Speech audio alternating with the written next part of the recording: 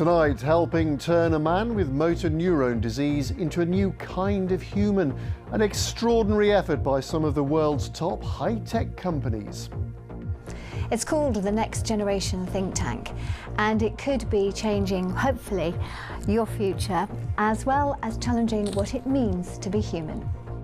A very good evening to you. Welcome to Wednesday's programme with Anne Davis and me, Dominic Heel. Good evening. Well, first tonight, the amazing story of how some of the world's top companies are collaborating at Rolls-Royce in Derby to turn a man with a crippling disease into a new kind of human being with the help of high-grade technology. Their mission is to not just help him stay alive, it's to help him achieve a quality of life hitherto unknown to sufferers of motor neurone disease. Well, it might seem a bit like science fiction, but as my exclusive report reveals, together they are hoping to challenge and ultimately change what it means to be human.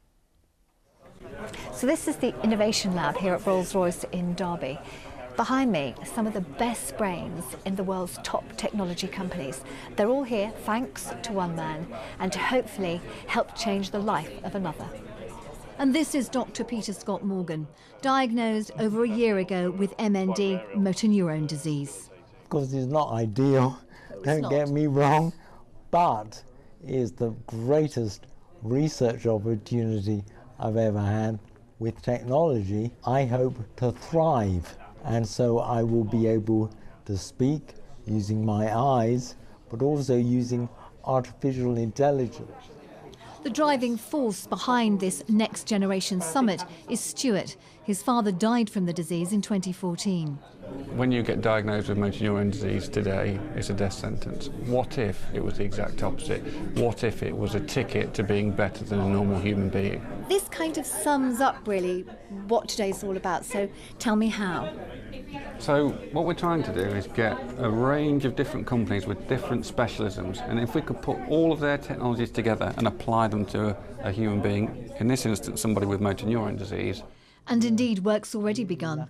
Peter's voice has been mapped and an avatar created, so even when he's completely paralysed and cannot speak, he'll still be able to communicate as himself with his own voice and his own face. Will you be able to move? Not unless I have at least a partial exoskeleton like Iron Man, but even cleverer than Iron Man, I'm hoping for an exoskeleton that will move my arms, move my head so I can look around. But that will also work in virtual reality. I hope that we change the world. Motor neuron disease is about as tough as it gets. Solve the challenge.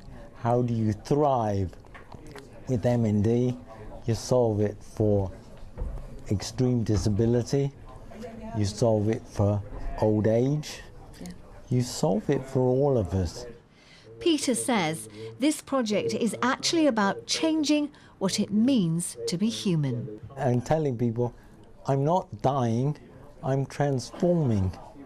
And with the help of the top brains at these top high-tech companies, that transformation seems to be well underway. Well, Nick Goldup is Director of Care Improvement for the MND Association. Nick, thank you very much indeed for speaking to us. I mean, how significant do you think this summit was? I think this summit was hugely significant. It's the first time that I know of that where we've been able to bring together technology companies, huge technology companies, household names, to support people living with MND. MND is just such a dreadful disease. It affects 1 in 300 people. Unfortunately, 6 people will pass away every day, and 6 people will be diagnosed. And there's about 5,000 people living with MND at any one time in the UK. So using technology to support people with MND is it's a huge opportunity and hugely significant. And we saw Peter there, who is the most incredibly positive person, talking about the possibility of his exoskeleton. I mean, is that a reality, do you think?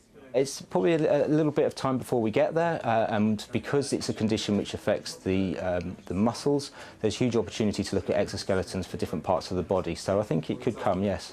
Peter says this is going to change what it means to be human. Do you go along with that? The future is really exciting, and the buzz in the room at the summit was fantastic, so we can't wait at the MND Association to see the outcome of this work. Well, fingers crossed for everything there. Nick Goldup, thank you very much for speaking to us. Thank you very much. Thank you. What an amazing story.